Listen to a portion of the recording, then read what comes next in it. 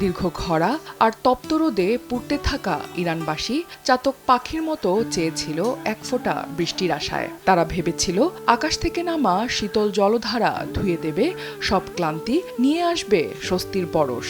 কিন্তু বিধাতা হয়তো অন্য কিছু লিখেছিলেন। যখন মেঘ ভাঙল, তখন আশীর্বাদ নয় বরং আকাশ থেকে ঝরল অভিশাপ। এক অদ্ভুত কালচে বিষাক্ত বৃষ্টিতে ভিজে গেল পারস্যের মাটি। পানি যা জীবন দেয়, আজ সেই পানি এখন এক গভীর শঙ্কার নাম। ৮ মার্চের সেই অভিশপ্ত রাত।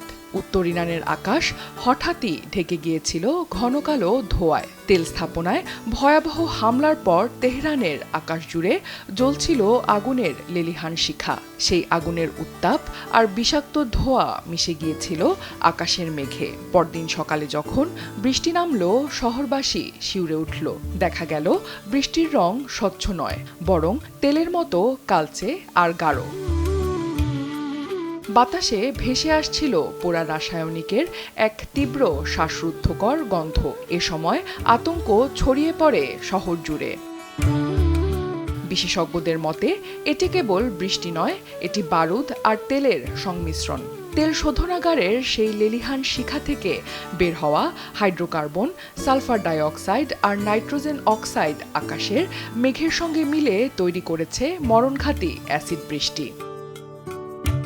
এদিকে বিশ্ব স্বাস্থ্য সংস্থার সতর্কবার্তা যেন এক মৃত্যুঘণ্টা। এই কালচে বৃষ্টি কেবল রাস্তাঘাট কালো করেনি, বরং মানুষের প্রতিটি নিঃশ্বাসে মিশিয়ে দিচ্ছে বিষ। শ্বাসকষ্টে ছটফট করা বৃদ্ধ, গলার জ্বালাপোড়ায় কাতর শিশু আর চোখের যন্ত্রণায় অস্থির হাজারো মানুষ।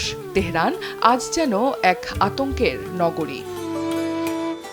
ঘরের জানালা বন্ধ করে মাস্ক পরে মানুষ আজ নিজের শহরেই বন্দী। তেহরানের এই বিষাক্ত বৃষ্টি কেবল একটি প্রাকৃতিক বিপর্যয় নয়, এটি যুদ্ধের এক দীর্ঘস্থায়ী ক্ষত। আজ যা বৃষ্টির কণা হয়ে ঝরছে, কাল তা মিশে যাবে মাটির গভীরে, দূষিত করবে ভূগর্ভস্থ পানি আর ধ্বংস করবে জীববৈচিত্র্যকে। এই ক্ষত হয়তো সহজে শুকাবে না। প্রকৃতির এই কান্নার আড়ালে লুকিয়ে আছে এক গভীর বার্তা।